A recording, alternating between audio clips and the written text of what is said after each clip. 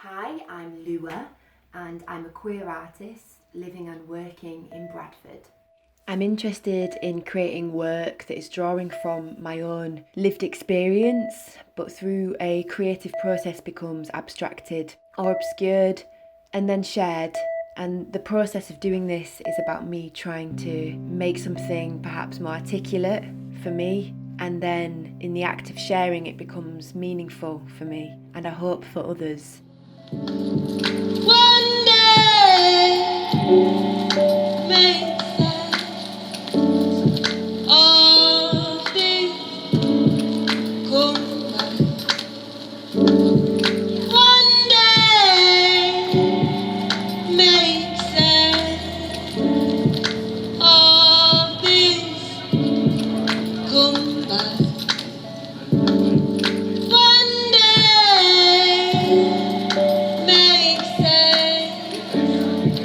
All things come back. Back and back and back and back again. Back and back and back and back again.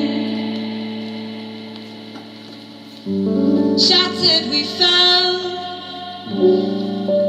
Shattered we fell. Shattered we fell. Shattered. The piece of work that I want to make is something that I've had in my head for a couple of years and has the working title of Sound Grief Project.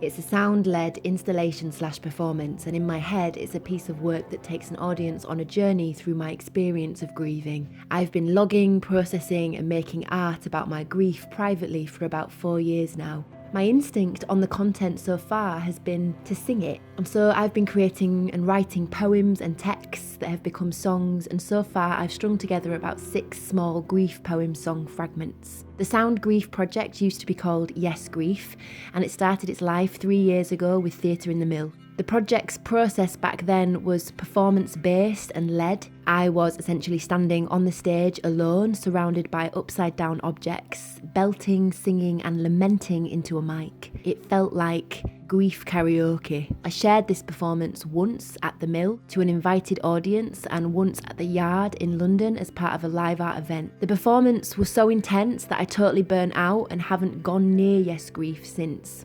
And over the pandemic, I've realised that I would like to make this work a gentle and soothing experience for me and for an audience, and for the whole point of it to be about relaxing and bathing in sound together, and not trying to take people through the more traumatic parts of my journey, but instead the more reflective, soft, intense parts of my experience. And there's that empty curry house. Big elephant stood broken in a meadow, growing at the side of the road, sloping, and a group of young trees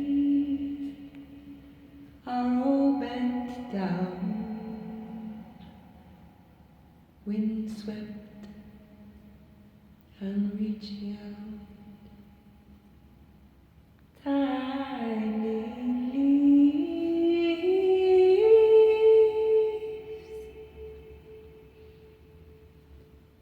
touching our traffic jam. I imagine an audience being led into a sensory space where people can perhaps lie down or close their eyes, maybe put headphones on, maybe it's binaural sound, I love ASMR, and that we come out of the other side of it feeling refreshed, like we've travelled somewhere new together and that we're more connected as a result and happy to be alive. The most powerful feedback I got from Yes Grief was that the sound world enabled the listener to make their own private connections and narratives. Someone said they felt they could just sit and be with their nan who died. That sound makes intimate space in this way for the audience is really exciting and appealing to me. With this commission, I would love to work closely with a music producer/composer in a studio setting.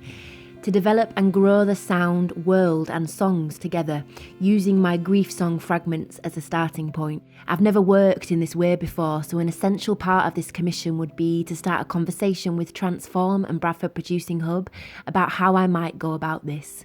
My artistic working life has really been about collaboration. I've collaborated for over 10 years with live artist, poet and activist Jess Moraine, and we have a theatre company called Theatre with Legs. We make shows that have been described as a live, long-form poem that interacts with live sound, movement, absurd comedy and striking visuals. I work regularly as a director, writer, actor, movement director and dramaturg in a more traditional theatre setting.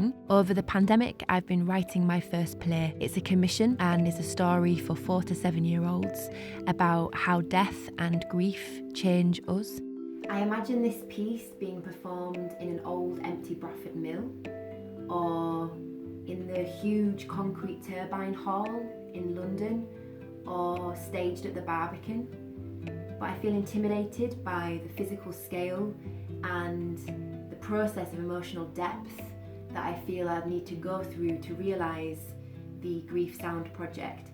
And so with this commission, it would be really essential for me that I started this project with you as a conversation, and that we built the trust really slowly over time to find those collaborators and to carve out this project so that it became something that had a lasting legacy for me as an artist, for Bradford, for Leeds and worldwide. I'm at the beginning of my career, and right at the beginning of my career as a live artist who would be at the centre and leading a vision of a project. And so I'd really love this commission to be a part of my emerging and starting a conversation with you and with others. Thank you for taking the time to listen to my application.